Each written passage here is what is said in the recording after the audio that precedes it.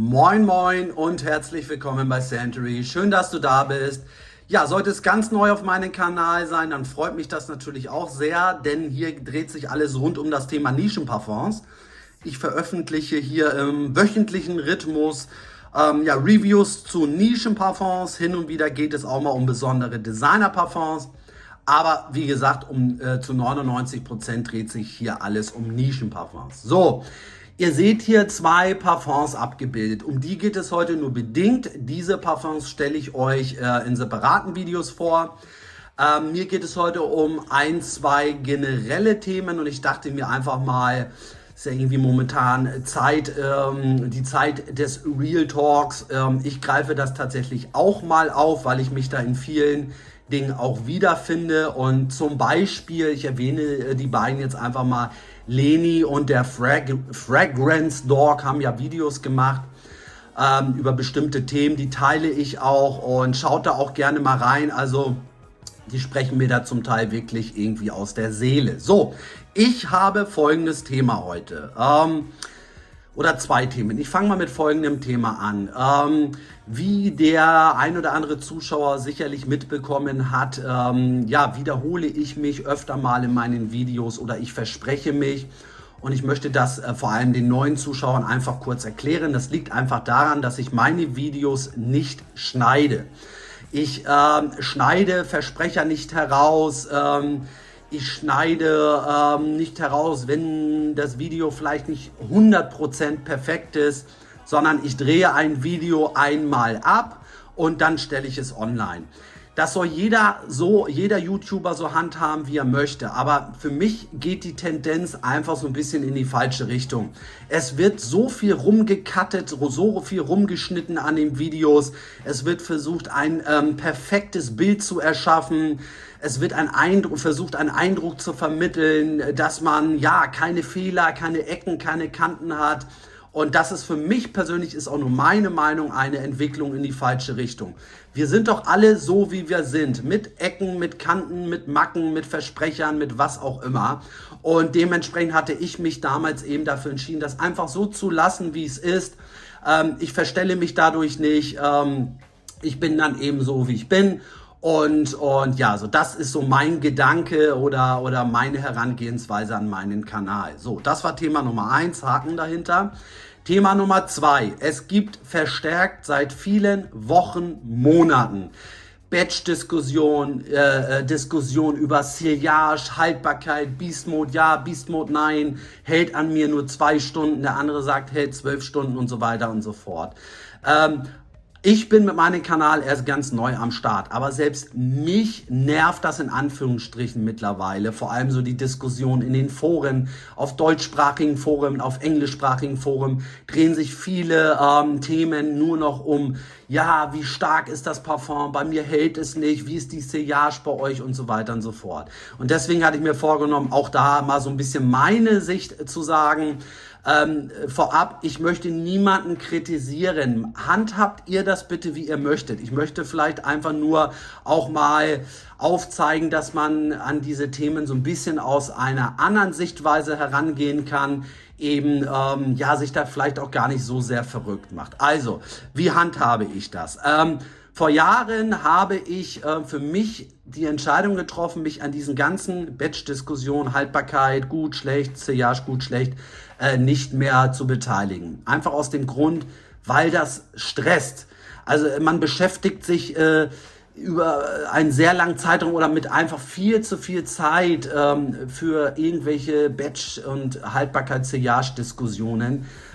Um ehrlich zu sein, ist mir die Zeit auch einfach dafür zu schade, weil letztlich können wir sowieso nicht ändern. Ich meine, was bringt es mir, wenn ich mich tagelang über irgendein Parfum auslasse, diskutiere, wie denn nun die Haltbarkeit ist und Sillage ist und so weiter und so fort. Es bringt mir doch einfach gar nichts. Ne? Von daher, ich habe für mich folgenden Weg gefunden. Für mich hat jedes Parfum seine Daseinsberechtigung. Ich sage es jetzt mal ein bisschen überspitzt, stimmt also nur bedingt, bitte nicht auf die Goldwaage legen. Aber es gibt kein Parfum mit einer schlechten Haltbarkeit und mit einer schlechten Sillage. Es gibt nur Parfums, die für die eine Situation besser sind und andere Parfums sind eben für die andere Situation besser. So, Beispiele. Wenn ich mir die Nacht in den Clubs um die Ohren schlage, ja, dann wähle ich höchstwahrscheinlich Parfums, wo ich weiß, die halten dementsprechend lange, die performen vielleicht auch dementsprechend intensiv. So.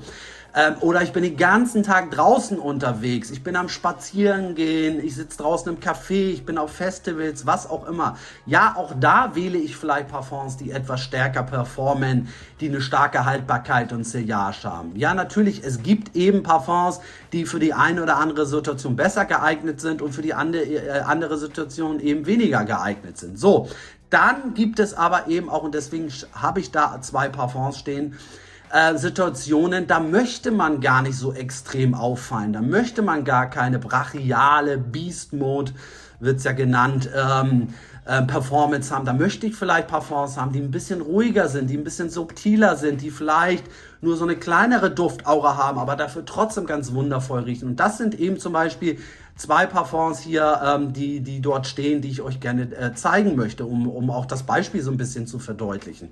Nehmen wir mal von Pier Giuliani Aquaisos. Ein ganz, ganz tolles Parfum. Ein wirklich, ich liebe dieses Parfum. Ich komme in separaten Videos nochmal auf Duftnoten und so weiter zu sprechen.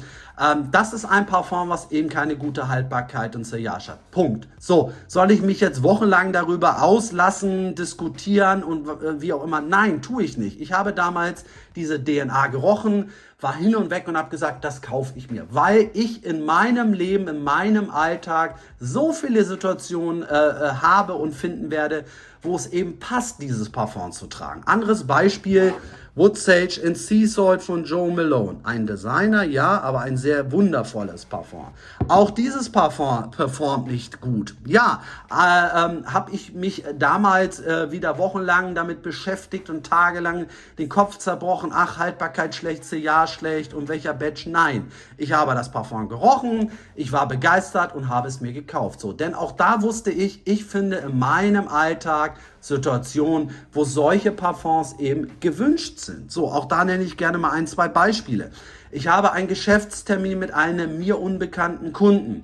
Ich weiß, ich sitze dort in einem etwas kleineren Büro, da möchte ich doch nicht super starke Beast Mode Parfums haben. Da möchte ich doch vielleicht ein bisschen in Anführungsstrichen seriöser wirken. Vielleicht Parfums tragen, die dann eben ja ein bisschen ruhiger, ein bisschen leiser sind, die ein bisschen subtiler herüberkommen. So, und dafür ist zum Beispiel Wood Sage and Sea Salt oder Aquaisos perfekt.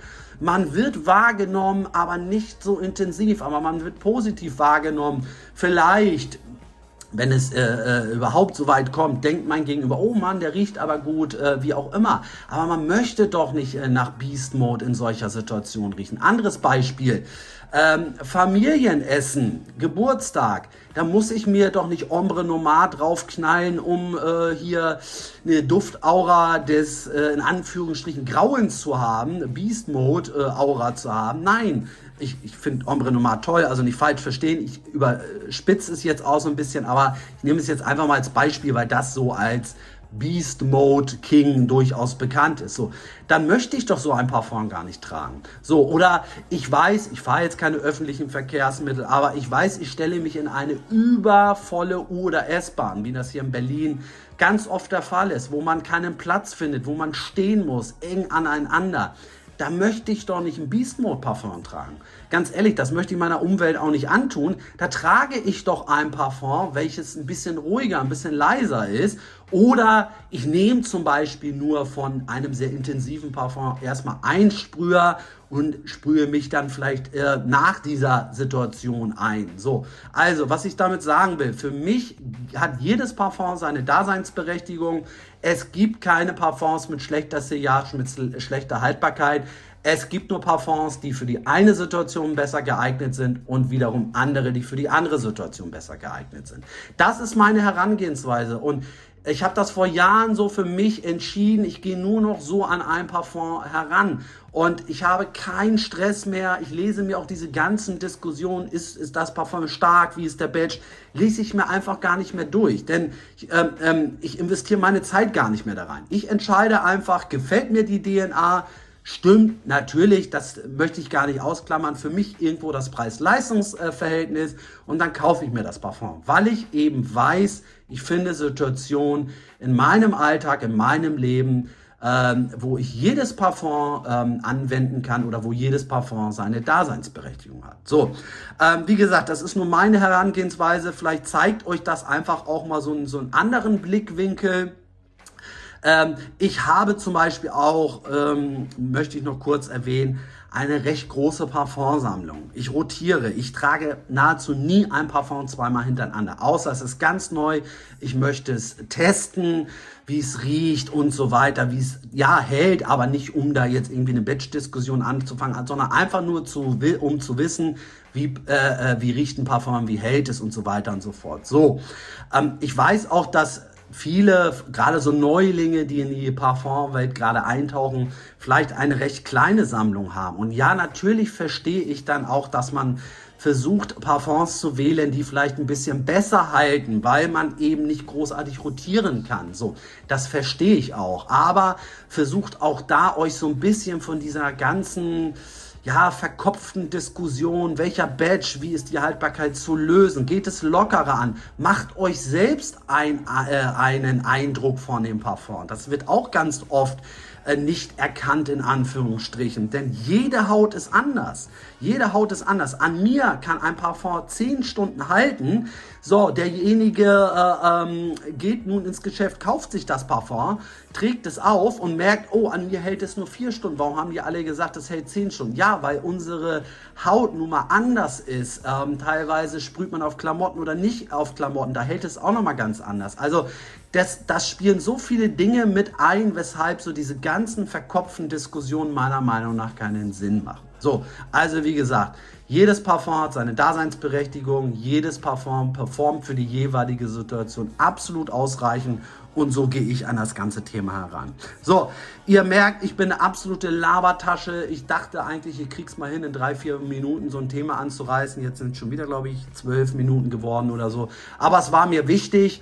Aber mir ist auch, mir ist auch eure Meinung wichtig. Also dafür haben wir diese Kommentarfunktion. Setzt es gerne mal unten rein, wie ihr so an solche Sachen herangeht. Ob ihr meine Meinung oder Herangehensweise gut findet oder damit gar nichts anfangen könnt. Also auch Kritik ist erlaubt und wünsche ich mir auch irgendwo. Das belebt ja dieses ganze Thema. Und deswegen, ich bin gespannt, was ihr dazu sagt und hoffe, ihr konntet vielleicht das eine oder andere aus diesem Video mitnehmen. Und ich sage danke fürs Reinschalten und nochmal ein kleiner Hinweis unter meinem letzten Video.